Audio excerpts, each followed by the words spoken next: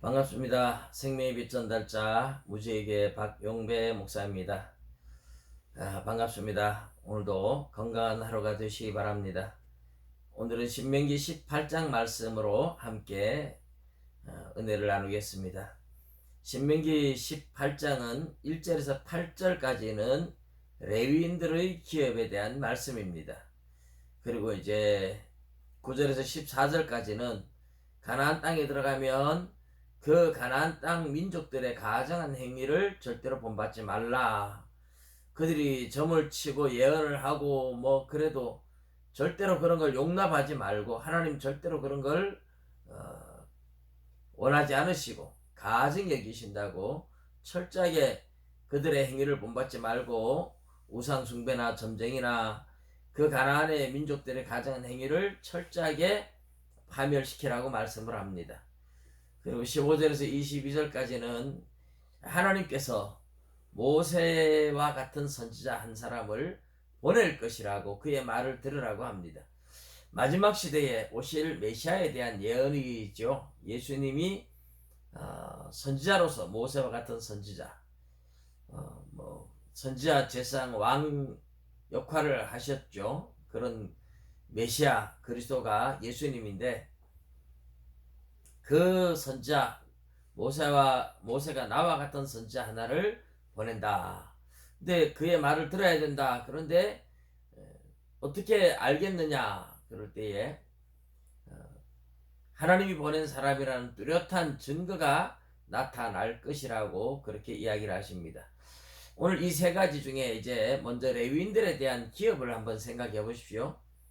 하나님께서 이스라엘은 어떤 국가 제도가 없이 가나안 땅에 들어가면 하나님을 왕으로 모시고 살 거예요.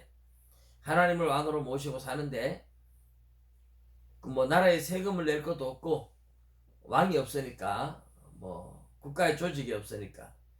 그러나 레위인들이 11조를 받고 그 11조의 11조를 제사장들한테 주고, 이거는 이제 철저합니다.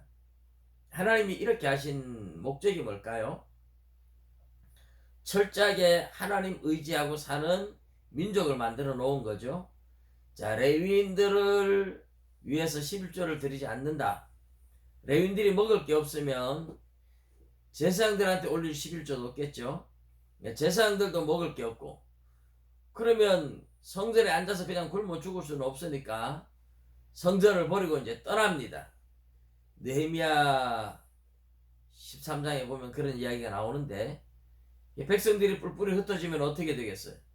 레위인들 제사장들이 흩어지면 하나님과 이제 이스라엘 백성 사이에 중보자가 사라지고 하나님 앞에 제사를 드릴 제사장들이 사라지는 거죠. 중보자가 사라졌다. 이 말은 하나님과의 관계가 끊어진다는 뜻입니다. 하나님과의 관계가 끊어지면 하나님으로부터 모든 좋은 것이 오는 건데, 모든 좋은 것은 위로부터 빛들의 아버지께로부터 내려온다고 야고보서 1장에 말씀하죠. 하나님이 주시는 좋은 것들, 하나님이 주시는 모든 축복들이 다 통로가 막히는 겁니다. 예배가 끊어진 거죠. 축복의 통로가 막히는 겁니다. 그래서 레위인들 제사장들을 살려야 백성들도 복을 받을 수 있는 거고, 레위인들 제사장들을 살지 못하게 학대를 하면 다 흩어져 가고 하나님과의 관계가 끊어져서 이스라엘 백성들에게 하나님의 모든 축복의 통로가 막히게 되는 것입니다. 그래서 하나님은 말라기 3장에 보면 11조를 들여서 하나님이 복을 주지 않는가 한번 시험해 봐라. 이게 11조 자체가 복을 받는 조건이라는 의미가 아닙니다. 11조를 드림으로써 레위인들 제사장들이 먹을 것이 있고, 그래서 하나님을 섬기게 되고 하나님과의 관계가 다시 회복되니까 축복의 통로가 다시 열려지고 복을 받을 수 있다. 그런 의미에서 말씀을 하시는 겁니다. 오늘 우리도 하나님과의 관계가 열려 있어야 됩니다. 늘 예배에 깨어 있고 기도에 깨어 있어야 된다. 그런 의미의 말씀이죠. 이제 하나님과의 관계가 열려 있으면 그 다음에 당연히 가정한 우상들은 절대로 용납해서는 안 되겠죠. 가난한 사람들의 행위를 본받고 이러면 이스라엘 백성들이 그렇게 살면 하나님을 저버리게 되는 겁니다. 우상 숭배에 물들고 뭔가 매력이 있어 보여요. 하나님은 우리의 삶을 하나하나 간섭을 하시죠. 죄에 대해서 책망도 하시고. 우상은 그런 게 전혀 없어요. 내 마음대로 살기만 하고 내 마음대로 살고 그냥 제사만 드려주면 다 복을 주는 거예요.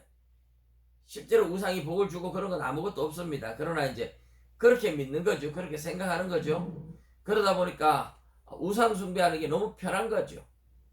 제사만 지내면 할 일 다 했고 종교심에 만족도 주고 복을 줄 거라고 믿고, 그런데 사실 먹고 사는 모든 것 하나님으로부터 오는데 우상이 주는 거로 착각을 하는 거죠. 그렇게 이제 우상을 섬기면 내 하고 싶은 대로 다 하고, 이게 이제 문제가 되는 거죠. 죄를 지어도 벌레를 줄도 모르고 제사만 지내주면 우상은 그냥 좋아서 복을 주는, 그렇게 인간들이 만들어낸 우상들은 다 가짜신이고 인간들이 자기들의 욕망을 따라서 마음대로 살면서 종교심 때문에 불안하니까 가짜신을 섬기면서 스스로 위안을 받는 것 뿐입니다. 하나님께서는 그런 것을 절대로 용납하지 않는다는 것이죠. 그리고 언젠가는 모세와 같은 선지자 하나를 하나님께서 일으키실 건데 그의 말을 꼭 들어야 한다. 이거는 결국은 메시아를 보낼 거고 메시아의 말을 들으라 하는 것이죠. 근데 모세와 같은 선지자 하나를 하나님이 보내신다. 그런데 그 선지자가 하나님이 보낸 바로 그 메시아, 그 선지자인 줄 어떻게 아느냐? 그 선지자, 그 선지자, 이거는 하나님이 보낼 모세와 같은 선지자 메시아를 특별히 지칭하는 그런 의미입니다. 그런데 그 말하는 대로 증언 뭔가 이루어지고 성취가 되어지면 하나님이 보낸 사람이 맞고, 말만 하고 아무것도 이루어지는 게 없으면 그건 가짜다. 사실 예수님은 말씀하신 대로 다 이루어졌죠. 주님이 풍랑이는 바다를 잠잠하게 명령하면 그대로 되고 죽은 자를 명령해서 살리고, 하나님이 보냈다는 뚜렷한 증거들이 너무 확실하게 드러났습니다. 장차 오실 메시아 예수님에 대한 예언을 그렇게 하고 있었던 것이죠.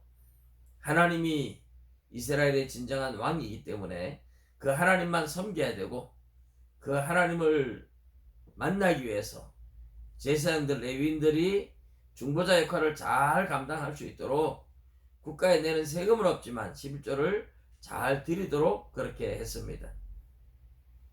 그리고 하나님을 잘 섬기다가 하나님이 언젠가는 보내실 그 선지자 말을 들으라 하는 거죠. 오늘 우리는 바로 그 선지자로 오신 분이 예수님이니까 이제는 예수님의 말씀을 듣는 것이 사는 겁니다. 예수님, 내가 곧 길이요 진리요 생명이니 나로 말미암지 않고는 아무도 아버지께로 올 자가 없느니라 그랬어요. 예수님 믿으면 영원한 생명을 얻는 겁니다. 주 예수를 믿으라, 그리하면 너와 내 집이 구원을 얻으리라. 예수 이름 외에는 천하 인간에게 구원 얻을 만한 다른 이름을 우리에게 주신 일이 없다. 사도행전 4장 12절에도 그렇게 말씀을 하고 있습니다. 이제 오늘 우리가 신약 성경을 읽으면서 복음서에서 특별히 우리 주님이 하신 많은 말씀들을 알게 되고, 주님의 제자들이 주님의 말씀을, 주님의 뜻을 전하며 기록한 것이 바로 성경입니다. 신약 성경.